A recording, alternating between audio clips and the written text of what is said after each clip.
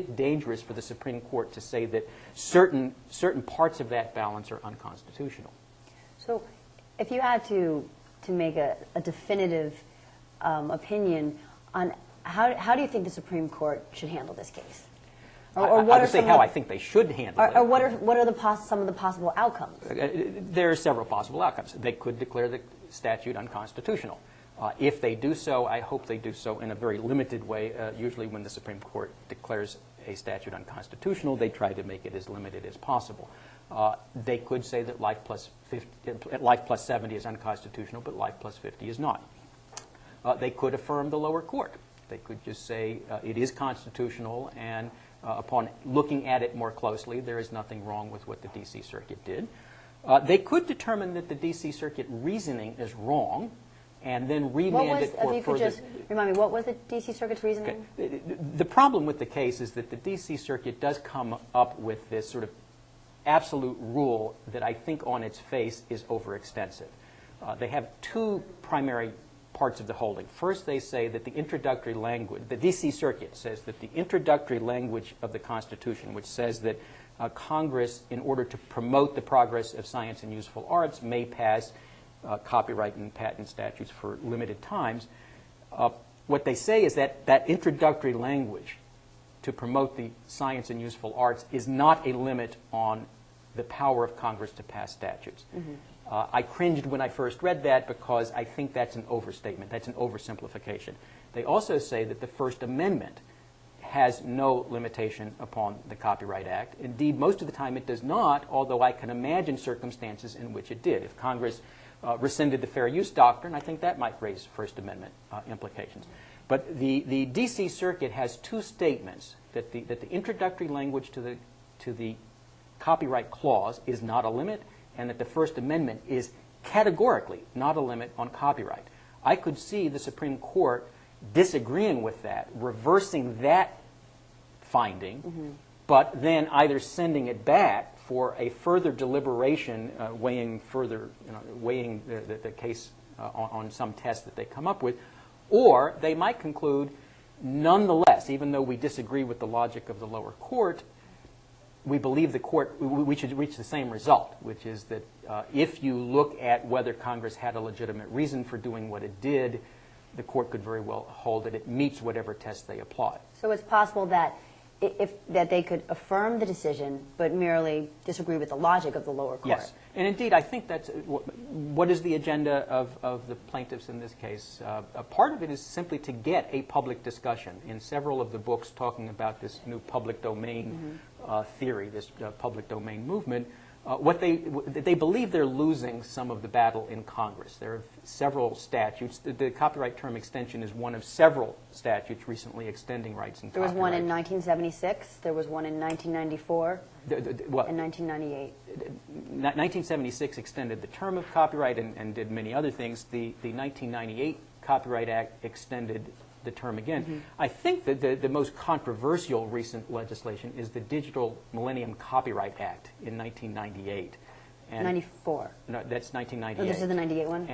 And that is what creates rights that go beyond what rights have existed in copyright before by granting the protection of the encryption that actually prevents people from getting access to works. And I think that some of the people in this public domain movement, that is what they really, really object to. If you read the D.C. Circuit Court literally, the First Amendment and the introductory language to the Constitution, to the clause, is not a limit on Congress, meaning that the Digital Millennium Copyright Act cannot be challenged. I think if what the Supreme Court says is that you do have to analyze the copyright statutes in terms of First Amendment and some limiting effect of this introductory language, then we go back to Congress and then we start all over again with the Digital Millennium Copyright Act. And I think that's part of what the agenda is here, is to just get a public discussion of the policies of copyright, which probably, I'm not afraid of that. I think we ought to. I think most people don't understand exactly how the copyright system works, and that the Eldred case is not only an opportunity to discuss perhaps how copyright ought to be limited, but also how copyright has been successful in the last 200 years in in my view, promoting probably the most creative culture since the Romans in terms of the number and the quality of works that have been developed. So I really welcome the discussion that this will create. I am hoping that the discussion will look at some of the positive aspects of copyright and not only the negative aspects. So ultimately, how will this affect the creators of the artistic work? I mean, the people whose livelihoods depend on protecting their copyrights. Obviously, in this particular case, we're talking about life plus 50 plus life plus 70. I doubt that any art, if you have a work which has only 20 years, if you're in that last 20 years and that work it's unconstitutional to extend by another 20 years, then obviously, Walt Disney would lose the copyright in Mickey Mouse and other works, and of course, the public domain forces make it sound as if Disney's the only one who has a vested interest here. In terms of the people who create works, I doubt that the life plus 50 versus life plus 70 is going to stop people from creating works. I don't think copyright is in jeopardy in the sense that the whole thing's going to be jettisoned tomorrow. What we're talking about is the parameters. What we're talking about is the balances and how far things go. Where to draw the line of protection. Yes, basically. and the factors that Congress can take into account when it does so. And my own sense is, again, I think the public domain forces have a very cynical attitude that Congress is dominated by the lobbying powers. Quite frankly, the movie and music industries don't always win. As an example, they win the Napster case. They won the Napster case, great victory. They lost the Rio case. It is now legal. The courts have held that it's legal to download or to take MP3 files and to load them onto a portable MP3 player. I assure you that the music industry fought that, and they lost. I think this is typical of what copyright law is all about, is that sometimes the copyright forces win, sometimes they lose. When done gone case is found to be a fair use, other things are not. It's the balance that makes, I think, the best law.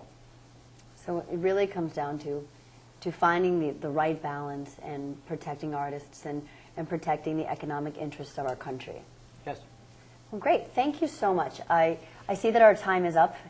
Viewers, if you're interested in finding more about copyright or furthering a discussion of the constitutional attacks on copyright law, you can go to Professor Samuel's website. Once again, thank you for joining us today. Thank you. And thank you for tuning in to New York Law School's Media Reporter.